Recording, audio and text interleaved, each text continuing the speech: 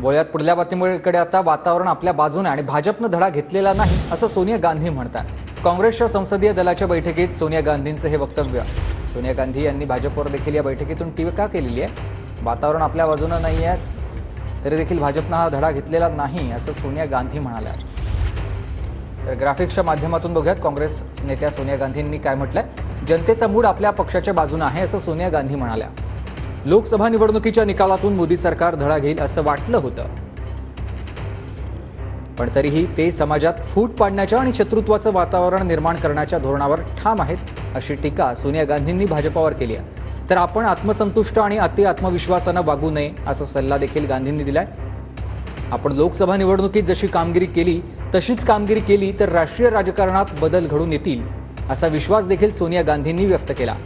RSS स्वतःला सांस्कृतिक संघटना म्हणवते, पण संपूर्ण जगाला माहीत आहे की भाजपचा आणि राजकीय आणि वैचारिक आधार आरएसएस आहे अशी टीका सोनिया गांधींनी आरएसएस आणि भाजपावर केली आहे।